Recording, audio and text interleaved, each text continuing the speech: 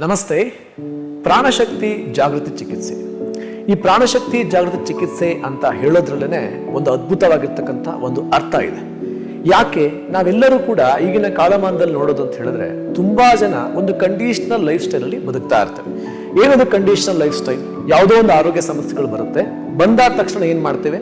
ನಾವು ಮಾತ್ರೆಗಳಿಗೆ ದಾಸರಾಗ್ತೇವೆ, ಅಥವಾ ಆಪರೇಷನ್ಸ್ಗಳಿಗೆ ಮೊರೆ ಹೋಗ್ತೇವೆ, ಅಥವಾ ಜೀವನ ಪರ್ಯಂತ ಇನ್ನೊಬ್ಬರ ಮೇಲೆ ಅವಲಂಬಿತವಾಗಿ ಬದುಕು ಸಾಗಿಸ್ತಾ ಇರ್ತೇವೆ.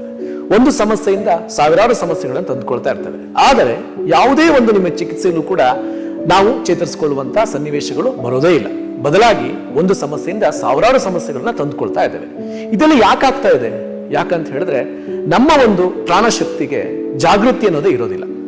ಹಾಗಾಗಿ ಈ ಒಂದು ಪ್ರಾಣಶಕ್ತಿ ಚಿಕಿತ್ಸೆಯಲ್ಲಿ ಏನ್ ಮಾಡ್ತೀವಿ ಅಂತ ಹೇಳಿದ್ರೆ, ನಮ್ಮ ಒಂದು ಆಯಾಮಗಳಿಗೆ, ನಮ್ಮ ದೇಹದ ಎಲ್ಲ ಒಂದು ಆರ್ಗನ್ಸ್ಗಳಿಗೆ ಎಲ್ಲದಕ್ಕೂ ಒಂದು ನಿಯಮಗಳನ್ನ ಕೊಡ್ತೇವೆ, ಒಂದು ಬದ್ಧತೆಯನ್ನ ಕೊಡ್ತೇವೆ, ಒಂದು ಶ್ರದ್ಧೆಯನ್ನ ಕೊಡ್ತೇವೆ.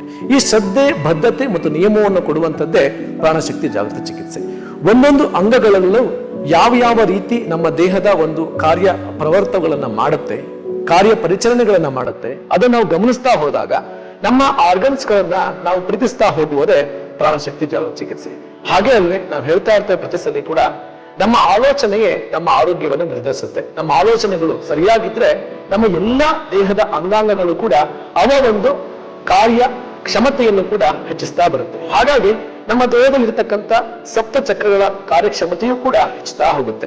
ಯಾವಾಗ ನಮ್ಮ ದೇಹದಲ್ಲಿ ಇರ್ತಕ್ಕಂಥ ಸಪ್ತ ಚಕ್ರಗಳ ಕಾರ್ಯಕ್ಷಮತೆ ಹೆಚ್ಚುತ್ತಾ ಹೋಗುತ್ತೋ ಆಗ ಯಾವುದೇ ಒಂದು ರೋಗ ರುಜಿನಗಳಿರಲಿ ಯಾರ ಮೇಲೆಯೂ ಅವಲಂಬಿತ ಆಗದಲನೆ, ಹಾಗೇನೆ ಯಾವ ಸಮಸ್ಯೆಗಳಿಂದ ಮರು ಸಮಸ್ಯೆಗಳನ್ನ ಸೃಷ್ಟಿ ಮಾಡಿಕೊಳ್ಳದಲನೆ ನಮ್ಮ ಆರೋಗ್ಯ ಸಮಸ್ಯೆಗಳನ್ನ ನಾವಾಗಿ ಸ್ವತಃ ನಮ್ಮಿಂದಲೇ ಅದರಿಂದ ದೂರ ಆಗ್ಬಹುದು. ಇದೇ ನಮ್ಮ ಪ್ರಾಣಶಕ್ತಿ ಜಾಗೃತಿ ಚಿಕಿತ್ಸೆಯ ಒಂದು ಅದ್ಭುತವಾಗಿರ್ತಕ್ಕಂಥ ಸಾರಾಂಶ.